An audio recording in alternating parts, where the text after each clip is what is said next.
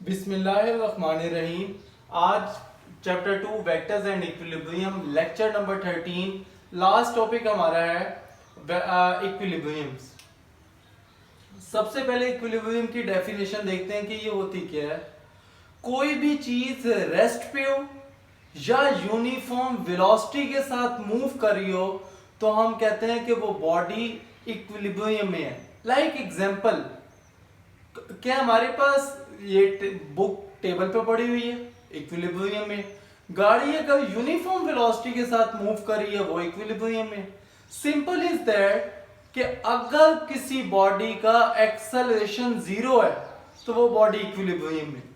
तो हम एग्जांपल देखते हैं। सबसे पहले a body is said to be in equilibrium if is at rest और मूविंग विद यूनिफॉर्म वेलोसिटी। अगर वो यूनिफॉर्म वेलोसिटी के साथ मूव कर रही है।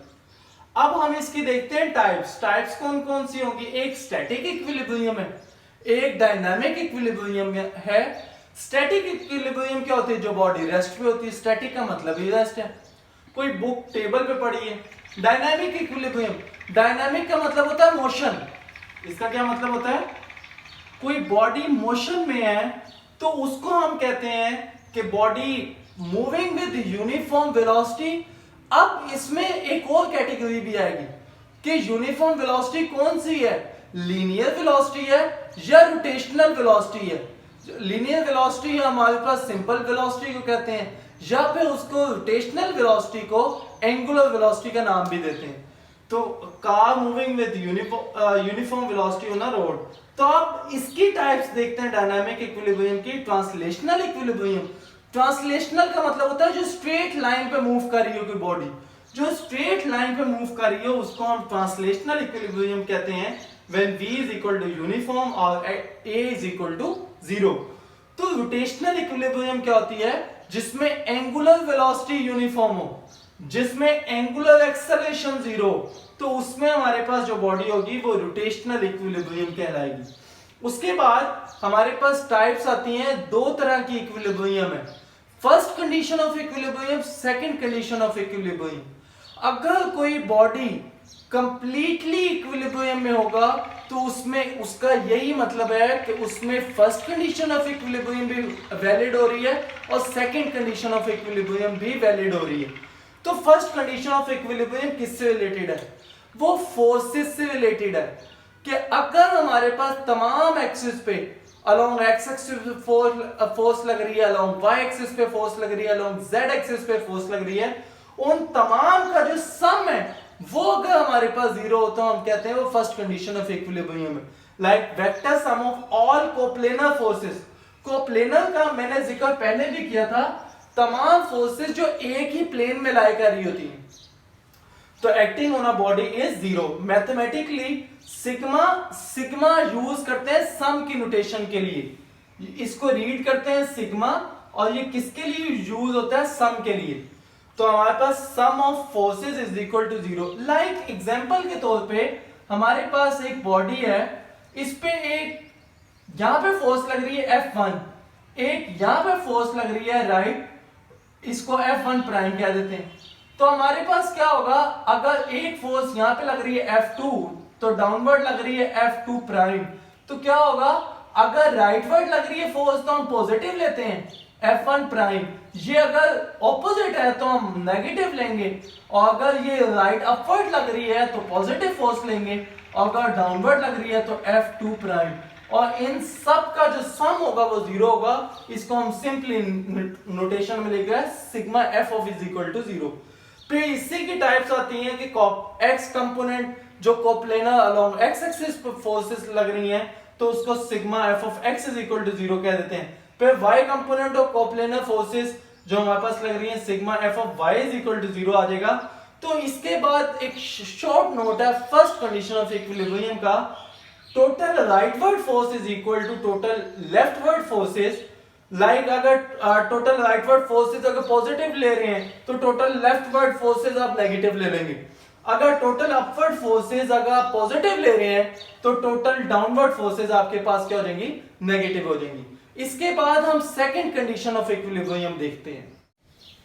अच्छा, इसके बाद हम सेकंड कंडीशन ऑफ इक्विलिब्रियम देखते हैं। सेकंड कंडीशन ऑफ इक्विलिब्रियम, कोई भी बॉडी, हमें सेकंड कंडीशन ऑफ इक्विलिब्रियम की जरूरत क्यों पड़ी?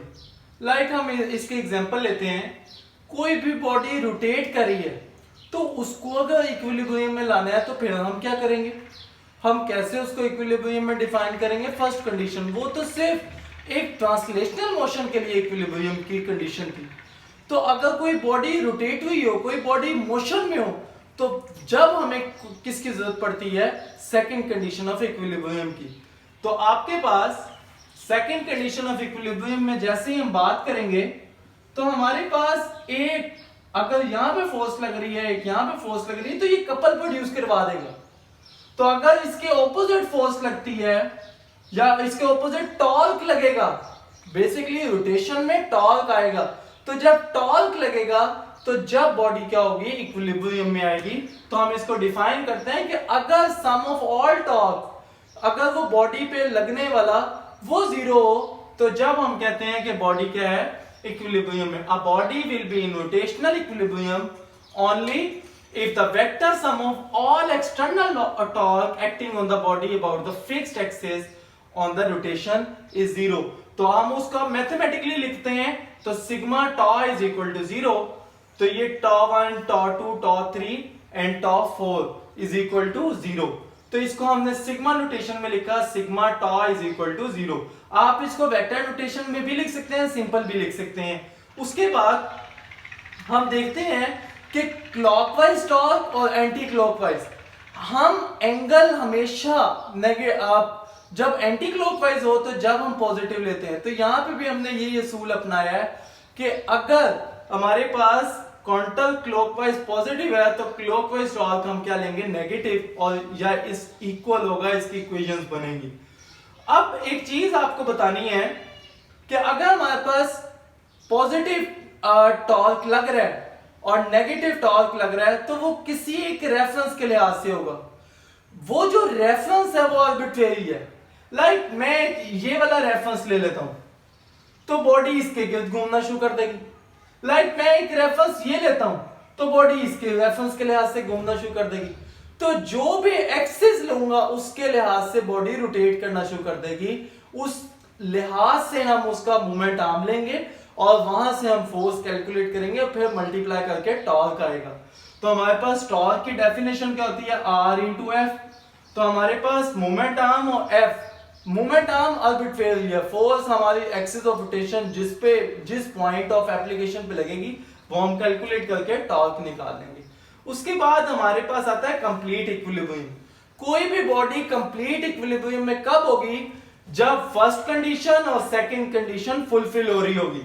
तो हमारे पास sigma F is equal to zero, या तमाम फोर्सेज अलोंग एक्स एक्सिस पे लगने वाली या तमाम फोर्सेज अलोंग वाई एक्सिस पे लगने वाली जीरो हैं, और हमारे पास sigma tau is equal to zero, second condition of equilibrium. अगर फर्स्ट और सेकंड कंडीशन सेटिस्फाई होती हैं तो हम कहेंगे कि ये body will be in completely in equilibrium. तो अगर आपको ये वीडियो पसंद आई हो तो लाइक करें, शेयर करें एंड सब्सक्राइब करें।